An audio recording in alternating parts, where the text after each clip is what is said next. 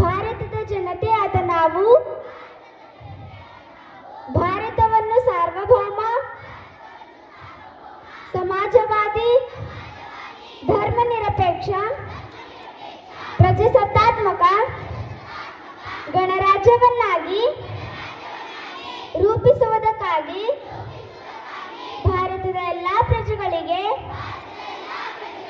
ಸಾಮಾಜಿಕ, ಆರ್ಥಿಕ ಮತ್ತು ರಾಜಕೀಯ ನ್ಯಾಯವನ್ನು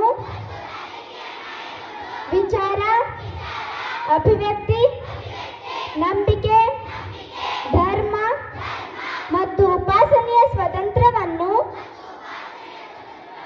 ಸ್ಥಾನಮಾನ ಮತ್ತು ಅವಕಾಶಗಳ ಸಮಾನತೆಯನ್ನು ದೊರೆಯುವಂತೆ ಮಾಡುವುದಕ್ಕಾಗಿ ವ್ಯಕ್ತಿ ಗೌರವ, ದೇಶದ ಏಕತೆ ಮತ್ತು ಸಮಗ್ರತೆಗಾಗಿ ಎಲ್ಲರಲ್ಲಿ ಭ್ರಾತೃತ್ವ ಭಾವನೆಯನ್ನು ಮೂಡಿಸುವುದಕ್ಕಾಗಿ ದೃಢ ಸಂಕಲ್ಪ ಮಾಡಿ ನಮ್ಮ ಸಂವಿಧಾನ ಸಭೆಯಲ್ಲಿ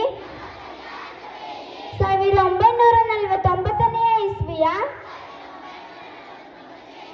ನವೆಂಬರ್ ತಿಂಗಳ 26ನೆಯ ದಿನದಂದು ಈ ಸಂವಿಧಾನವನ್ನು ನಮಗೆ ನಾವೇ ಅರ್ಪಿಸಿಕೊಂಡು ಅಂಗೀಕರಿಸಿ ಶಾಸನವಾಗಿ ವಿಧಿಸಿಕೊಂಡಿದ್ದೇವೆ. ಎಲ್ಲರೂ ಕೈ ಕೆಳಗೆ ಮಾಡಿ.